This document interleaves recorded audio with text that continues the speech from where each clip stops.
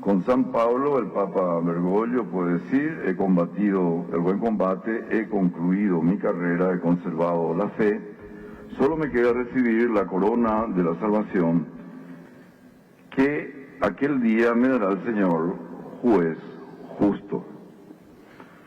Desde el primer día de su pontificado nos dijo: recen por mí.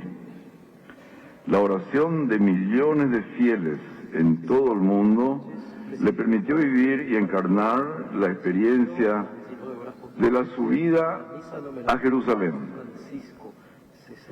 Hizo el camino del Calvario como anciano, enfermo y débil. En su última cuaresma vivió y compartió su dolor en la Semana Santa.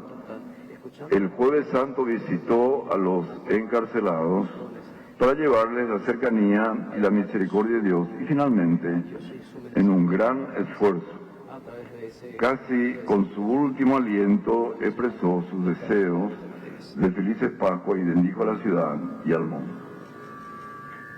Cierto, con una voz débil dijo: felices Pascuas, pero realmente el gesto del Papa Francisco, más que sus palabras, fueron más elocuentes, de gritar fuerte con su propia vida: Cristo ha resucitado. Qué grande y qué bueno es Dios, que nos regaló la oportunidad de verlo y escucharlo en vísperas de su propia Pascua. El lunes de Pascua del año 2022,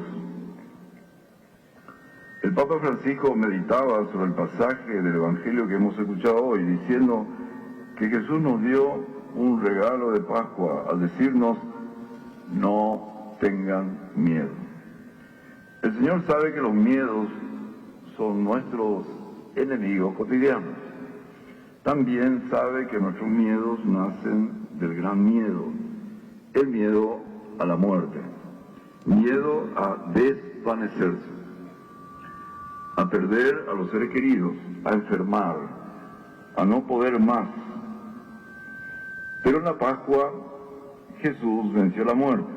Así nos invita a salir de la tumba de nuestros miedos. Él sabe que el miedo está siempre agazapado a la puerta de nuestro corazón y que necesitamos que nos repitan: no tengas miedo, no temas. He probado la muerte por ti, he cargado sobre mí tu mal, ahora he resucitado para decírtelo. Estoy aquí contigo para siempre, no temas. Y eso decía el Papa el 18 de abril de 2022. Como sucesor y con el coraje del apóstol Pedro, para ser testigo de la resurrección de Cristo junto a los 11 apóstoles, la Iglesia sinodal, Francisco no tuvo miedo para asumir el pontificado e impulsar procesos en la Iglesia y en el mundo que implican un camino de conversión de profundos cambios para que la alegría del Evangelio llegue a todos. En estos 12 años, Jorge Mario Bergoglio, Papa Francisco, ha sido plenamente fiel al Señor y a su Iglesia. Afrontó sin temor, con humildad, con perseverancia y con convicción los grandes desafíos de la Iglesia y del mundo. En las congregaciones generales previas al cónclave, en marzo del 2013,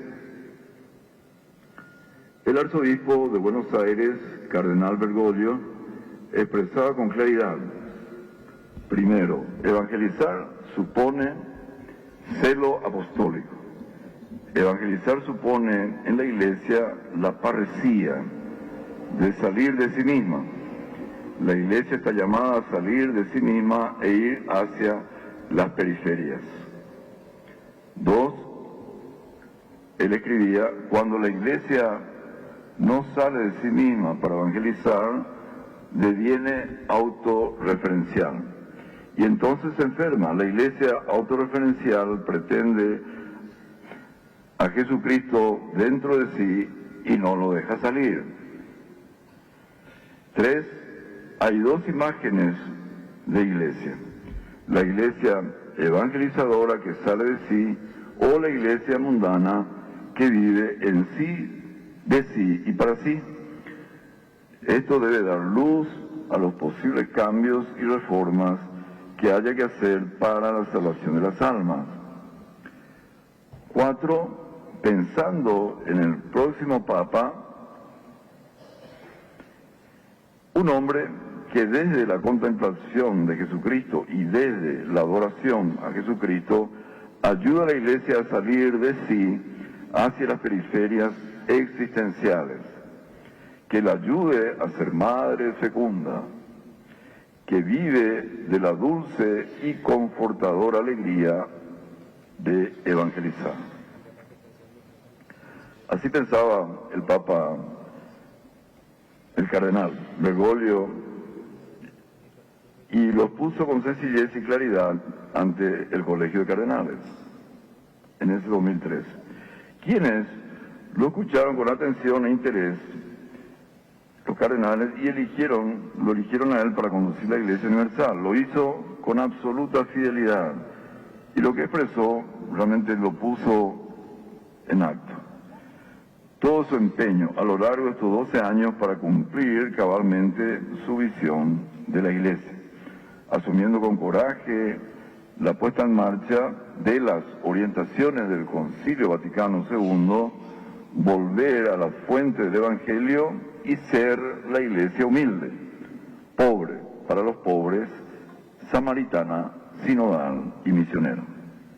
Y asumió el nombre de Francisco. El primero con ese nombre desde San Pedro Apóstol.